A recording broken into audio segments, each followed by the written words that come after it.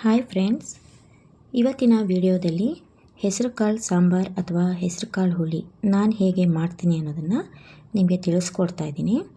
ಇದಕ್ಕೆ ಬೇಕಾಗಿರುವಂಥ ಪದಾರ್ಥಗಳು ಒಂದು ಅರ್ಧ ಕಪ್ನಷ್ಟು ಹೆಸರು ಕಾಳನ್ನು ತೊಗೊಂಡಿದ್ದೀನಿ. ಮಸಾಲೆಗೆ ರುಬ್ಕೊಳ್ಳೋದಕ್ಕೆ ಬೇಕಾಗಿರುವಂತಹ ಪದಾರ್ಥಗಳು ತೆಂಗಿನಕಾಯಿ, ಟೊಮೆಟೊ, ಈರುಳ್ಳಿ, ಹುಣಸೆಹಣ್ಣು, ಬೆಳ್ಳುಳ್ಳಿ, ಕೊತ್ತಂಬರಿ ಸೊಪ್ಪು ಮತ್ತು ಮನೇಲೇ ರೆಡಿ ಮಾಡಿರುವಂತಹ ಸಾಂಬಾರು ಪುಡಿಯನ್ನು ತೊಗೊಂಡಿದ್ದೀನಿ. ಇಷ್ಟನ್ನು ರುಬ್ಕೋಬೇಕು. ಮತ್ತು ಒಗ್ಗರಣೆಗೆ ಒಂದು ಅರ್ಧ ಈರುಳ್ಳಿ ಮತ್ತು ಕರಿಬೇವಿನ ಸೊಪ್ಪನ್ನು ತೊಗೊಂಡಿದ್ದೀನಿ. ಮತ್ತು ತರಕಾರಿಗೆ ಬದನೆಕಾಯಿ ಮತ್ತು ಆಲೂಗಡ್ಡೆಯನ್ನು ಕೊಯ್ದು ಈ ಥರ ನೀರಲ್ಲಿ ಹಾಕಿ ಬಿಟ್ಟಿದ್ದೀನಿ. ಇಷ್ಟು ಪದಾರ್ಥಗಳು ಬೇಕಾಗುತ್ತೆ. ಮತ್ತು ರುಬ್ಕೊಳ್ಳೋದಕ್ಕೆ ಮಿಕ್ಸಿ ಜಾರನ್ನು ತಗೊಂಡು ಒಂದು ಮಿಕ್ಸಿ ಜಾರ್ಗೆ ಮಸಾಲೆಯನ್ನು ರೆಡಿ ಮಾಡ್ಕೊಳ್ಳೋದಕ್ಕೆ ಏನೇನು ಪದಾರ್ಥಗಳನ್ನು ನಾನು ರೆಡಿ ಮಾಡಿಟ್ಕೊಂಡಿದ್ನೋ ಅದನ್ನೆಲ್ಲ ಹಾಕಿ ನುಣ್ಣಗೆ ರುಬ್ಕೊಂಡಿದ್ದೀನಿ. ನೋಡಿ, ಈ ರೀತಿ ರುಬ್ಕೊಬೇಕು, ನುಣ್ಣಗಿರಬೇಕು. ಗ್ಯಾಸ್ ಸ್ಟವ್ನ ಆನ್ ಮಾಡಿ ಒಂದು ಬಾಣಲಿಯನ್ನು ಇಟ್ಟು ಅದಕ್ಕೆ ಹೆಸರು ಕಾಳನ್ನು ಹಾಕಿ ಕೆಂಪಗಾಗೋವರೆಗೂ ಸ್ವಲ್ಪ ಹುರ್ಕೊಳ್ಳಿ. ಸ್ವಲ್ಪ ಕೆಂಪಗಾದರೆ ಸಾಕು. ನೋಡಿ, ಈ ರೀತಿ ಆದರೆ ಸಾಕಾಗುತ್ತೆ. ಇದನ್ನು ಹುರ್ಕೊಂಡು ಎತ್ತಿಟ್ಕೋಬೇಕು. ಈ ರೀತಿ ಕೆಂಪಗಾಗೋವರೆಗೂ ಹುರ್ಕೊಳ್ಳಿ. ನೋಡಿ, ಇಷ್ಟು ಕೆಂಪಗಾದರೆ ಸಾಕು.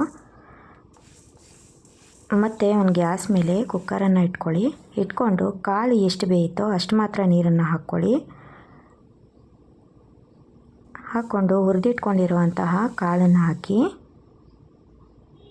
ಕುಕ್ಕರ್ ಲಿಡ್ಡನ್ನು ಕ್ಲೋಸ್ ಮಾಡಿ ಒಂದು 2ರಿಂದ 3 ವಿಷಿಲ್ ಆಗೋವರೆಗೂ ಕೂಗಿಸ್ಕೊಳ್ಳಿ.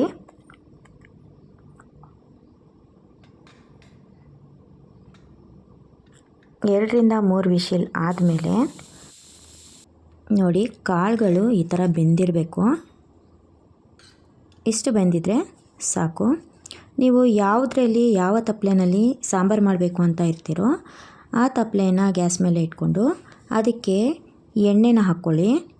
ಎಣ್ಣೆ ಕಾದ ನಂತರ ಸಾಸಿವೆಯನ್ನು ಹಾಕ್ಕೊಳ್ಳಿ. ಸಾಸಿವೆ ಸಿಡಿದ ಮೇಲೆ ಈರುಳ್ಳಿ ಮತ್ತು ಕರಿಬೇವಿನ ಸೊಪ್ಪನ್ನು ಸೇರಿಸ್ಕೊಳ್ಳಿ. ಈರುಳ್ಳಿ ಮತ್ತು ಕರಿಬೇವಿನ ಸೊಪ್ಪು ಕೆಂಪಗಾದ ಮೇಲೆ ಅದಕ್ಕೆ ಕುಯ್ದಿಟ್ಕೊಂಡಿರುವಂತಹ ಬದನೆಕಾಯಿ ಮತ್ತು ಆಲೂಗೆಡ್ಡೆಯನ್ನು ಹಾಕಿ ರುಬ್ಬಿಟ್ಕೊಂಡಿರುವಂತಹ ಮಸಾಲೆಯನ್ನು ಸೇರಿಸ್ಕೊಳ್ಳಿ. ಅದು ಎಣ್ಣೆನಲ್ಲೇ ಒಂದು 5 ನಿಮಿಷ ಬಿಟ್ಟು ನಮ್ಗೆ ಎಷ್ಟು ಬೇಕೋ ಅಷ್ಟು ನೀರನ್ನು ಹಾಕ್ಕೊಳ್ಳಿ. ರುಚಿಗೆ ತಕ್ಕಷ್ಟು ಉಪ್ಪನ್ನು ಹಾಕ್ಕೋಬೇಕು. ಉಪ್ಪನ್ನು ಸೇರಿಸಾದ್ಮೇಲೆ ಮಸಾಲೆ ಹಸಿ ವಾಸನೆ ಹೋಗೋವರೆಗೂ ಕುದಿಯೋದಕ್ಕೆ ಬಿಡಿ. ಬೇಯಿಸಿಟ್ಕೊಂಡಿರುವಂಥ ಹೆಸರು ಕಾಳನ್ನು ಸೇರಿಸಿ ಅದು ಸಹ ಒಂದು ಕುದಿ ಬರೋವರೆಗೂ ಕುದಿಸ್ಕೋಬೇಕು. ನೋಡಿ, ಈ ರೀತಿ ಸ್ವಲ್ಪ ಹೊತ್ತು ಬಿಟ್ಟರೆ ಎಲ್ಲ ತರಕಾರಿ ಮತ್ತು ಹೆಸರು ಕಾಳು ಎಲ್ಲ ಬೆಂದಿರುತ್ತೆ. ಈ ರೀತಿ ಕುದಿಸ್ಕೊಳ್ಳಿ. ಈಗ ಹೆಸರು ಕಾಳು ಹುಳಿ ರೆಡಿಯಾಗಿದೆ.